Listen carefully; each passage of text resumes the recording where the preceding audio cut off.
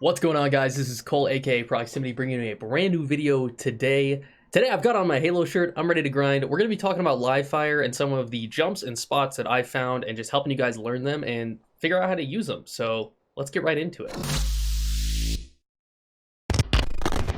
So before I get too far into this video is not going to be centered entirely on jumps. There's going to be a lot of jumps in it, but it's going to be spots as well. Shyway, my good friend Alex, just made a really great video this week talking about a lot of the jumps that we currently know of in Halo Infinite. You know, this game's only been out for a couple weeks. We're going to learn a lot more the more we play it, but I'm going to leave a link to his video in the description if you want to see a summary of all the jumps on all maps. Today, I'm just going to be focusing on Livefire. Okay, again, so if you've already seen the Shyway video, some of these jumps are already going to be covered, but I'm going to tell you the way I like to approach them and see if you guys can help find some consistency. This jump's actually pretty straightforward. I've gotten it down pretty well, so I'm going to hopefully show you guys what I do to get that consistency. So one thing that I try to focus on when I do this jump is staying on the left side. You can see this line right here. You pretty much want to line up with that. You can see that this ramp is something you're often going to hit your head on when you try to do this jump. And obviously, the farther you are away from the lower part of the ramp, the easier it's going to be. So I try to just keep myself as far to the left as possible. If you see that controller down there on my screen, you can just check my inputs. You can see exactly how lightly I'm hitting my stick. So you want to just ease yourself right onto this box, and once you're on this very edge, you're going to step out and you're going to feel yourself drop a little bit like that, and you're going to jump when you drop. Now, I'm just looking straight down, so I can't do it, but you're going to watch that drop down, you're going to jump, and then you're going to crouch while you clamber. You have to hold your crouch. It's going to give you a little bit of extra reach on your clambers, so it's going to help you, and you're just going to be aiming right for that little edge. So once you get this down, it's really not too bad. You can hit it pretty consistently. I've got it down pretty well. Let's see if I can hit it again here. But yeah, you're just going to step out, turn, hold your crouch, and make sure you get your clamber. This is an extremely useful jump. One of the best uses for it, in my opinion, is if you spawn out here. A very common play that a lot of people make. Take the safe route, just hop up to here in a nest, which is fine, but you're going to get naded a lot, and if they have players over here at the tower or top mid, they're going to get easy shots on you. So if you want to hit a quick flank, stay low. If they don't know you're there, you can always slip up from this side right here, jump on the box, get yourself over, and then hit your flank. Now, I messed up the jump right there, but that's a great use of it. And I messed it up right there. This is not as easy as a jump as I'm making it look. It takes a little bit of practice to get it lined up and get it squared away. There's a lot of, if you don't quite get close enough for the clamber, then you won't quite get the clamber. So you can easily jump too far out or hit your head just like I did right there. Three, he's one shot. There's two there. So now we're going to tackle the ghost clamber jump. This one is really, really hard. I guess it's not a ghost clamber, but a ghost jump. There's an invisible wall right on top of this here frame. As you can see, if I jump on it, I'll bounce off of it a little bit. You can see how I kind of like nudged off of it. If you time a jump really well, you can actually jump off that ledge, and it'll help you get up to the top of the sandbags here. But in order to do that, it's a little tricky. So there's two ways to do this that I've found. One is the way that Shyway taught me, which again, I recommend you check out his video. But basically, the way that this works is you can't be holding crouch like you would in a lot of Halo jumps. So you need to have your Spartan not crouched when you're trying to hit this jump. And two ways you can do that. You want to try to be towards the apex of your jump when you do it. So you can crouch off the side and drop like I just did, and then get it like that. Which, it's pretty tricky, I'm not gonna lie. I've been practicing it by just dropping down low and spamming my jump button somewhere around this area of the doorway in hopes that I'll get that jump. But another way, if you don't want to do that, since you have to let off your crouch and then not re-initiate crouch the rest of the jump, you have to let off of it and then let it go. Instead of doing it that way, another way you can do it is actually jumping on the lower part of the box right here in this corner. And then you can step out without any crouches necessary and see if you can get it. So again, I'm just going to keep on spamming my jump button and hopefully it'll let me do it. But you can jump into this little tiny corner here, and this will save you that initial drop down jump, and you can just kind of jump into it. There it is. No crouch necessary. This video is sponsored by Thrustmaster. I am checking out their eSwap X Pro controller. They sent me one to review and to just check out, and it's a pretty solid product. If you guys like a controller that's not your default controller built with metal parts and is a little bit more sturdy, this one's great because you can swap out your joysticks to configure them exactly how you want. If you only need to replace a joystick, you can just buy that instead of replacing your entire controller. It also has buttons on the back if you're interested in that. It's a really great controller. I recommend checking out if you're looking for an alternative to your Xbox default controller or whatever controller it is you're using right now.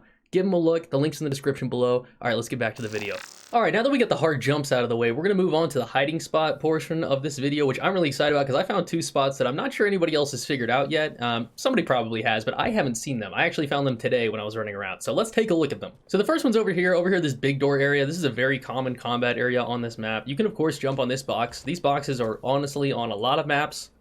Take a look for these on all of the maps in Infinite, because you can jump on every single one of them that looks like this. And this is a great way to just get a drop on something. You can just crouch jump on, I promise.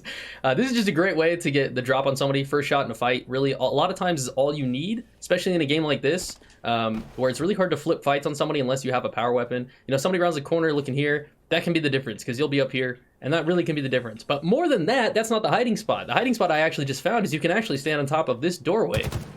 So it's a little tricky to land up there. You slide off really easily, but you can get your Spartan to stick on actually both sides of this doorway, which I find very useful just because this bottom middle flank is extremely common. So on the left side, if you want to get on top of the door, you're going to jump on top of this same box that we were using a second ago, and you're going to jump directly at this corner. And there you go. You can just jump directly at this corner. Now, it's a little bit tricky. It's really hard to actually stick it. I just slid off like 4 times trying to do this, and I'm going to try to do it again here in a second. But as you can see, I'm moving my right stick around. You can see my inputs on that controller display again, but you can't actually see me moving my left stick, because if I move my left stick even a tad, I'm going to fall. So you can see that's what happened. So it's really tricky because you want to jump directly at this corner and make sure you're not having any left stick input the moment you actually hit the door frame. The moment you hit the door, you got to let go of your left stick completely. So you need to be pushing forward with your left stick and then let go the moment you land, and you'll stick it just like that. So this is a little bit of a tricky spot to get into, but this is an extremely useful spot. Again, you can use it to get the drop on somebody over here, but obviously you can get it to watch the flank from bottom mid, and you know, it's an easy drop down back smack, just a really good spot. Now on the other side, you're going to do the same thing, but you're just going to be jumping off this ledge here. See, hopefully I can get it the first try. I didn't. Oh, I had it for a second and I fell. I promise this is possible. There it is. No, I fell. There it goes. I got it. I feel like I'm slowly sliding, but you can see that this is possible. So there's the other side. No, I got it. We're staying. We're staying. Little tricky, but super useful if you can get yourself in this spot. So another really great hiding spot I found was bottom mid here. You can actually tuck yourself into this little corner. I found it not too hard to do if you just sprint jump into it and kind of aim at this little deep part of the pocket. It'll slide you in there. So you're just going to jump. I actually slid out of it there, but you're just going to sprint and not get a slide. You're going to crouch jump into it. There you go. And now I'm here. So this is obviously a really good spot to get the drop on somebody bottom mid. Super good sneaky spot. You know, if you want to try to play corner bottom mid, this is the spot to be, just because, you know, you'll easily get behind somebody that's just walking right through bottom mid like this. There's no, like, I'm right behind this guy. He has no idea. Nobody's even looking for this because nobody even knows that this is a spot yet. And it's actually not that hard to get into. There it goes. So yeah, you just kind of sprint, jump, crouch right into the corner. Great spot. There's a couple really good slide launches on this map. As far as all of the usefulness, you know, that's something we'll figure out as the time goes, but one of the really easy ones to do is from these sandbags right down here. If you just drop and slide, you can get a really quick launch right into the bottom garage, which is a really great way to swing that challenge if you're trying to rotate that quickly. You know, maybe you're top mid and you're pushing into A and you make them weak and they run towards here. You know, if you want to hit that rotation really quick, you can easily hit this drop slide. The timing on it is not that precise, and you get a nice little launch right into the bottom garage. That one's pretty good.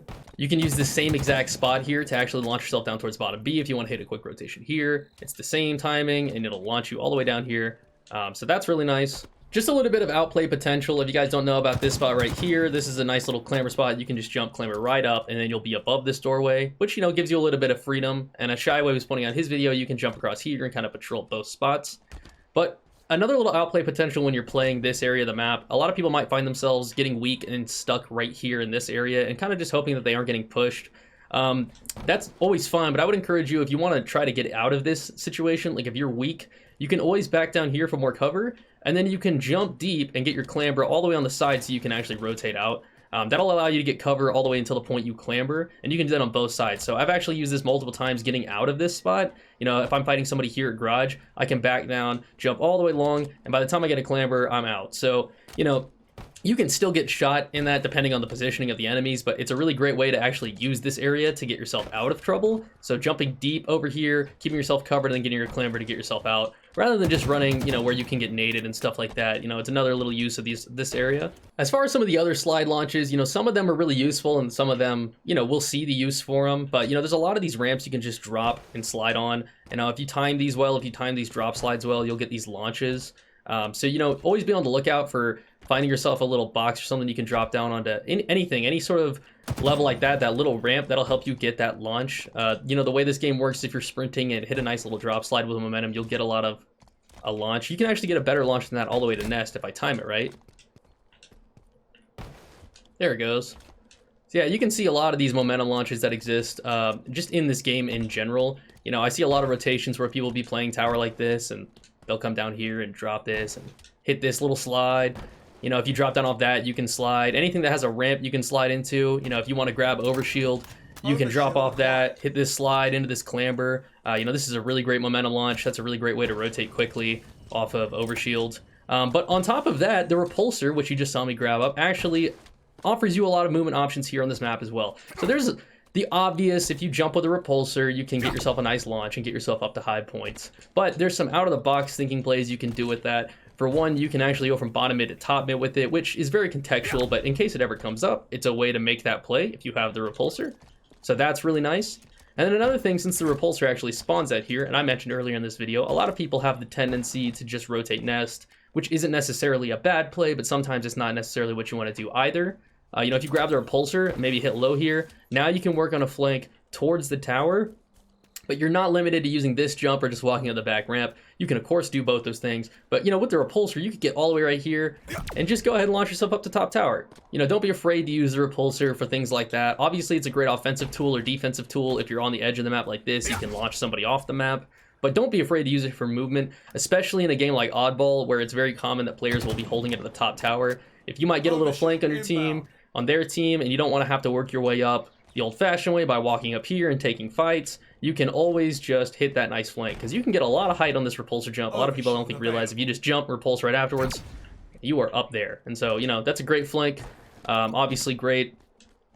And then I'll show you guys this slide launch here, which if you time it right, you know, you jump off this while you're sprinting, then you'll hit your jump, and you can get a nice launch out here too, overshield. So that's another nice slide launch. You can do that the other way. Any of these little drop-down slides you're seeing in this game are really, really useful, and you'll see them help you a lot. So it's something that, you know, you probably want to take the time to practice, and I'm still not the best at it. I could still get better at it myself. See, like, I didn't get that one, and that one can potentially launch me to all the way to nest. So there's definitely worth some movement worth grinding in this game that'll help you. I'm not getting enough of a sprint there.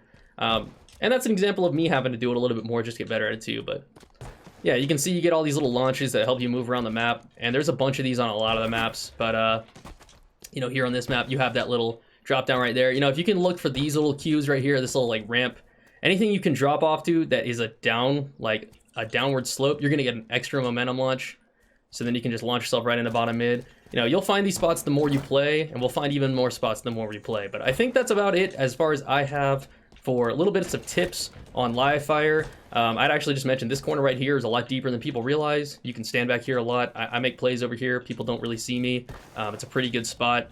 But yeah, we're going to learn more about these maps and more about this game the more we play it. And I'm sure there's stuff that I didn't even find on this map.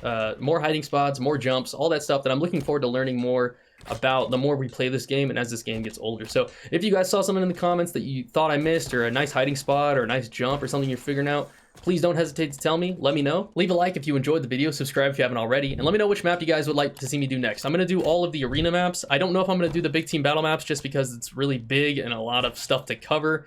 We'll see maybe in the future, but right now I'm going to stay focused on the arena maps that we have. So which one next would you guys like to see? All the jump spots and tips that I can give you, I will help you the best I can. Yeah, subscribe if you haven't already, guys. Hope you guys enjoyed the video. See you guys in the next one.